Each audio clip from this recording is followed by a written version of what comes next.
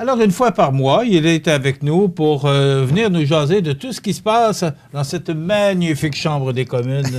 Notre député fédéral de Montmagny, Didier Kamouraska, Rivière-du-Loup. Bernard Généreux, bonjour. Bon matin.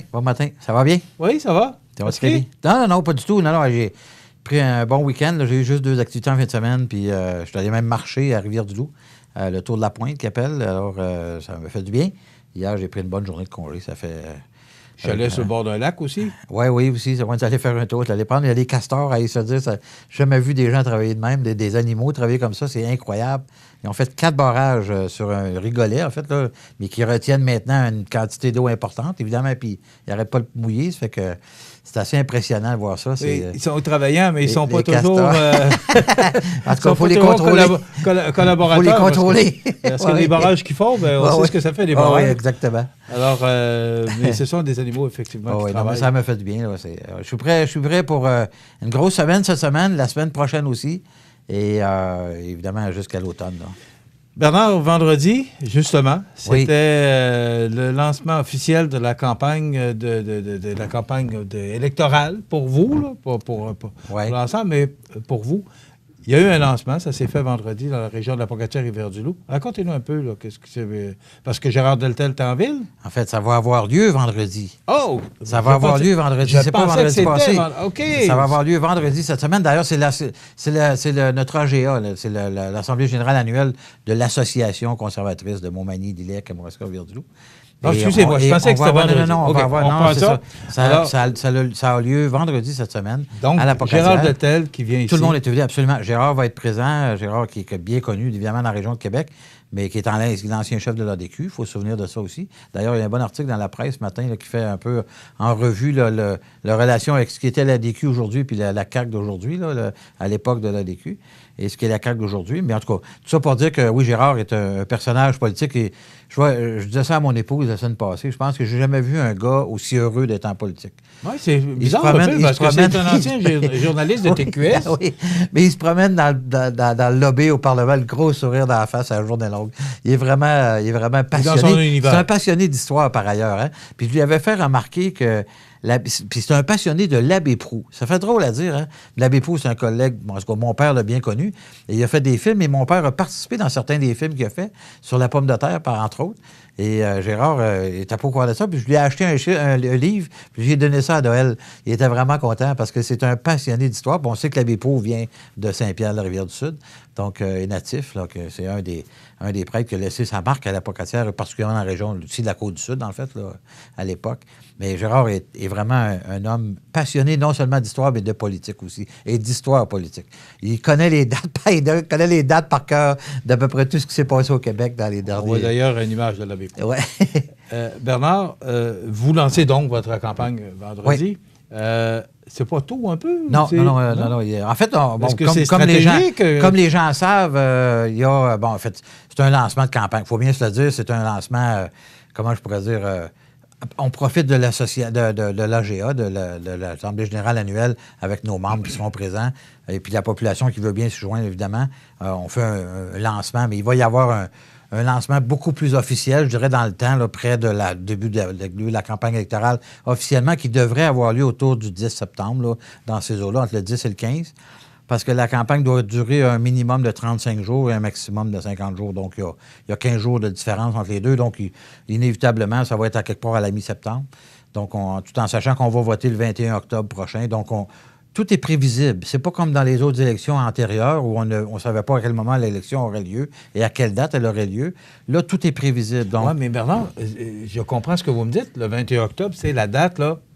Qu'on va voter. Mais on peut voter... mais M. Trudeau pourrait, s'il le veut, déclencher des élections plus tôt. Oui, mais il a dit que ça serait possible, mais il a dit qu'il le ferait. Ça prendrait vraiment un événement hors du commun, là.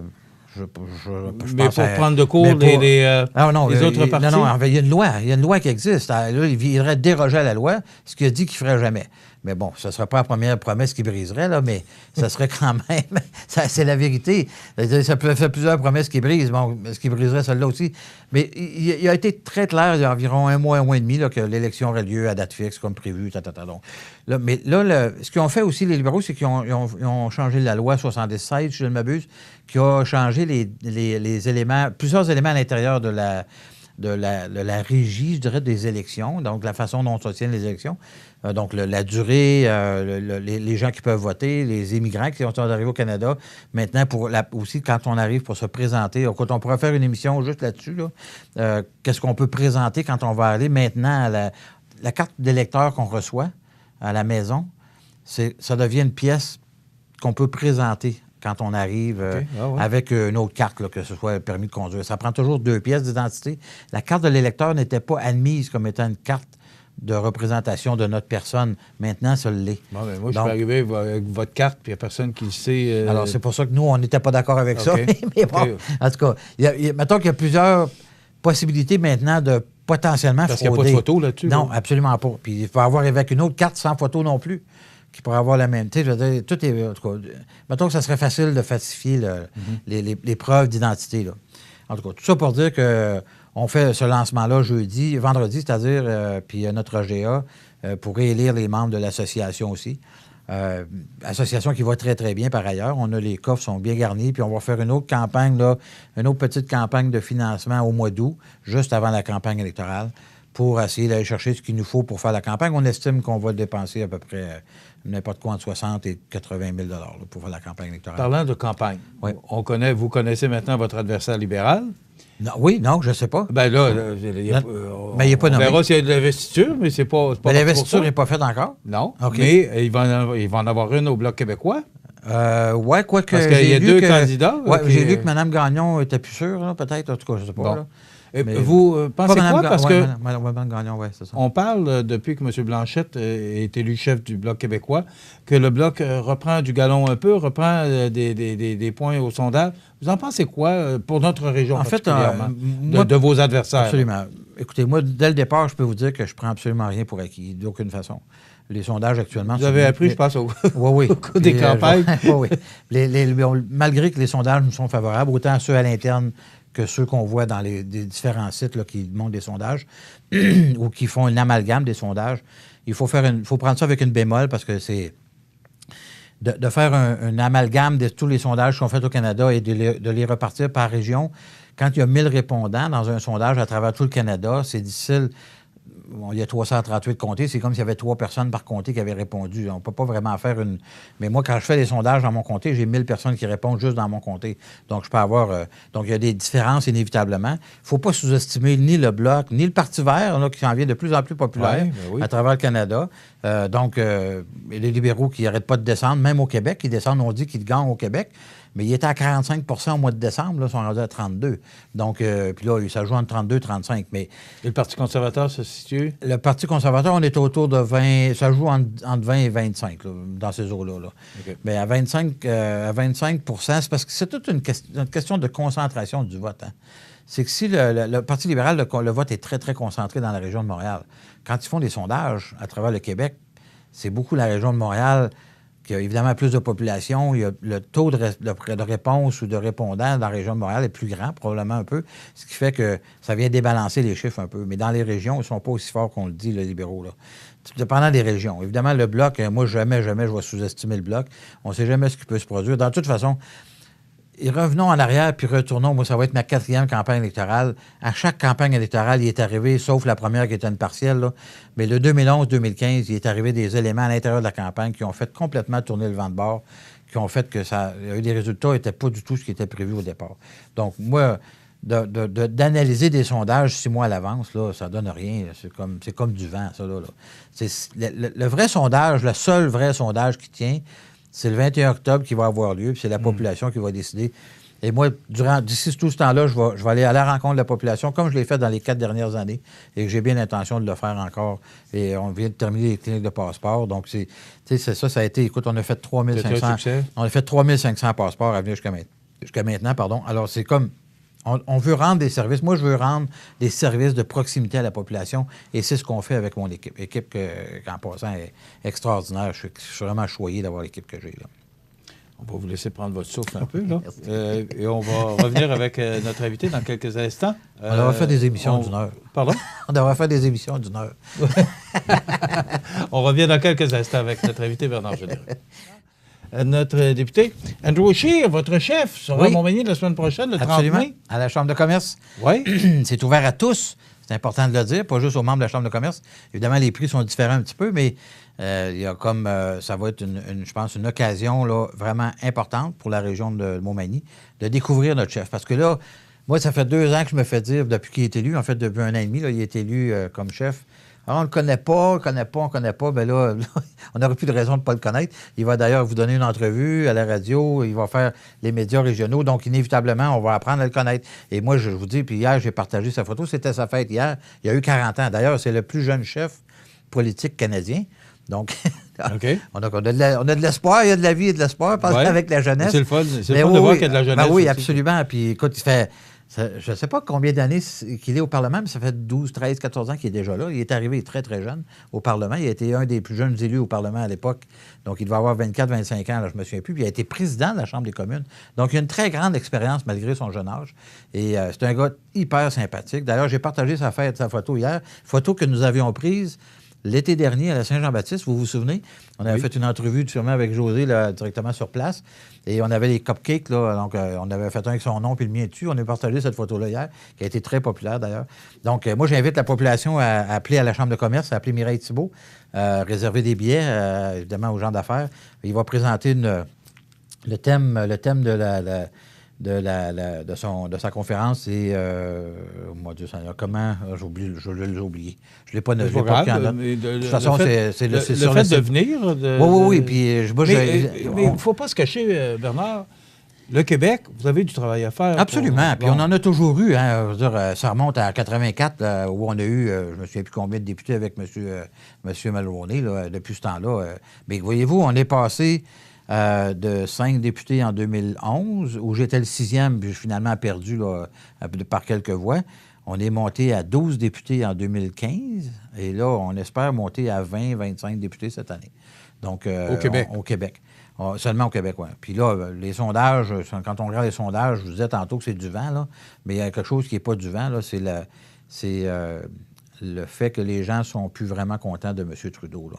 Donc, vraiment pas. Puis là, il y a encore un autre élément, là, l'affaire Norman, qui est sortie, là, en fait, qui traîne depuis 1 an et demi là, dans les bas-fonds des histoires juridiques au Canada. Là. Mais là, ça vient de ressortir, comme de quoi M. Trudeau a pété sa coche, comme on dit en bon québécois. Puis il a demandé qu'il y ait une enquête faite sur lui, puis il a dit qu'elle allait en cours, puis qu'on allait porter des accusations quand il y avait que du feu. Il n'y avait rien là. Il y avait du vent. Il n'y avait rien, absolument rien à faire là. Donc, il s'est impliqué encore une fois dans le domaine juridique au Canada, donc ce qui est totalement à l'encontre de notre système parlementaire, de notre système démocratique. Le premier ministre, on n'est pas dans une république de bananes, là. C'est pas monsieur le président, le premier ministre qui va décider qui on accuse pas. C'est pas le même ça marche. Donc ça va faire des petits là, jusqu'à l'automne, là, probablement. En tout cas, assurément jusqu'à la fin de la session. Et on verra ce que ça va donner, mais M. Trudeau n'est plus populaire comme il était là, en 2015. D'ailleurs, mais il l'est encore. Il l'est encore, mais des gens le voyaient à 2 mandats majoritaires. Oubliez ça, depuis 5 mois, là, c'est plus vrai. Là. Depuis 6 mois même, je devrais dire, c'est plus vrai. Puis à l'automne, on a bien hâte de voir, là, mais la grogne envers M. Trudeau monte de plus en plus, particulièrement dans les Maritimes, où il avait fait 32 comtés. Là. Oubliez ça, c'est terminé. Là. C'est sûr et certain qu'il ne fera pas 32 comtés la prochaine fois. Là. Bernard, moi, je veux parler absolument d'Énergie Est, parce que M. Scheer, on va sûrement aborder ça avec lui la semaine prochaine, parce qu'il vient dans nos studios le jeudi prochain. D'ailleurs, cette entrevue-là qui vous sera présentée là, subséquemment là, dans l'autre semaine. M. Scheer, Énergie Est, ça fait partie du plan du Parti conservateur. Non, là, je t'arrête tout de suite. Oui. Énergie Est, c'est un projet qui est mort et enterré. C'est pas un projet qui est... Parlons de pipeline d'abord. Parlons du transport de l'énergie canadienne. OK. Appelons ça comme ça s'appelle. En fait, l'énergie, on s'entend. Le pétrole est une ressource naturelle canadienne qui a besoin d'être exporté. Ça fait partie de la richesse canadienne. C'est tout aussi important que l'électricité, c'est important de tout type de minéraux qu'on a, de ressources naturelles qu'on a. On est un pays exportateur. Oui, Bernard. Et on connaît la position de M. Legault qui ne veut pas que ça passe au Québec, et pourtant, ça va passer chez nous. Ça fait partie du programme du Parti conservateur. Ce qui fait partie du programme du Parti conservateur, c'est de voir à ce que les choses soient faites dans les règles de l'art, ce qui n'a pas été fait avec Énergie Est à l'époque. Mais d'avoir un élément, évidemment, toute la structure environnementale à s'assurer, la réglementation réglementaire au niveau environnemental, aussi au niveau social, de s'assurer d'avoir cette acceptabilité sociale-là dans un projet qui serait présenté, qui serait acceptable pour l'ensemble de la population. Mais encore une fois, on a un pays qui s'est enrichi au fil des années par des milliards et des milliards de dollars par l'exportation de nos ressources naturelles, dont le pétrole. Donc, nous, ce qu'on parle, ce qu'on a, puis M. Scheer en a parlé la semaine dernière, et ils vont en reparler la semaine prochaine, on parle de mettre en place un corridor énergétique. Corridor énergétique qui ferait en sorte qu'on traverserait le Canada d'est en ouest, ou d'ouest en est, si vous voulez, et de faire en sorte qu'on ait un corridor, un espace à l'intérieur duquel toutes les normes environnementales seraient respectées, que il y aurait une acceptabilité sociale à l'intérieur de ça, c'est qu'on pourrait passer non seulement des pipelines pour exporter du pétrole, mais aussi de l'électricité, de l'Internet haute vitesse, de toutes sortes d'autres éléments, ou de gaz, du gaz naturel, un pipeline de gaz naturel, à l'intérieur de ce corridor-là, où on n'aurait pas à se rejustifier à chaque fois dans ce corridor-là, pour être capable d'utiliser ça pour exporter ou de traverser, par exemple, des lignes électriques à travers le Canada pour exporter l'électricité québécoise vers l'Ouest canadien, par exemple. Donc, à l'intérieur d'un corridor énergétique comme celui-là, où l'acceptabilité sociale serait déjà entendue par tout le monde et qu'on n'aurait pas besoin, à chaque fois qu'on veut faire un projet d'importance et de niveau canadien, d'avoir à être obligé de se justifier environnementalement parlant aussi ou socialement parlant. Ça serait accepté qu'à l'intérieur de ce corridor. Puis, regardons juste dans nos paysages à nous. On a nos paysages québécois, là. On a les fameux pylônes électriques qui passent dans nos campagnes, on s'entend, là. Donc, qu'est-ce que ça pourrait être une option de vérifier si on ne peut pas, à l'intérieur de ces corridors-là, parce qu'ils existent déjà, là, à l'intérieur de ces corridors-là, faire en sorte qu'on puisse passer d'autres types d'énergie en plus de l'électricité, comme ça se fait ailleurs à travers le Canada. Donc, c'est des choses qu'on va mettre de l'avant puis qu'on regarde pour faire en sorte qu'on puisse être capable d'exporter notre pétrole. Puis on peut en parler pendant longtemps, mais actuellement, là, la province, on peut bien se mettre la tête dans le sable autant qu'on veut. La province au Canada l'augmentation de l'utilisation du pétrole est la plus grande, c'est le Québec. Donc, on n'en veut pas. Puis le pétrole qu'on utilise au Québec, c'est 50 du pétrole américain fait par fractionnement avec, dans le sous-sol où il y a de la pollution qui se fait aux États-Unis. Donc, on prend du pétrole des États-Unis, mais on ne veut pas le faire chez nous. Mais pourquoi prenons-on pas notre pétrole? Puis les argents qui sont investis ou réinvestis aussi, il faut dire que les sables bitumineux ont fait des pas de géant par rapport à la façon environnementalement de le produire. Donc, c'est tous ces éléments-là qu'il faut qu'on mette de l'avant puis qu'on explique aux gens comme il faut. Il y a une discussion qui est nécessaire au Québec avec l'ensemble de la population par rapport à ces éléments-là. Puis, sachons que on a juste, moi, je pourrais en parler pendant des heures, oui, mais on a juste à penser à ce qui est arrivé à Lac Mégantic. Imaginez-vous demain matin là, que ça arrive à Montmagny. Je ne suis pas sûr que les gens vont être contre le pipeline après ça. Pensez-y comme il faut. C'est très intéressant. Alors, ça complète déjà notre entrevue. On se retrouve. Toujours un plaisir. On verra le chef la semaine prochaine. Absolument, absolument. C'est une entrevue qui passera dans l'autre semaine, du mois de juin, la première semaine de juin. Merci d'avoir été avec nous.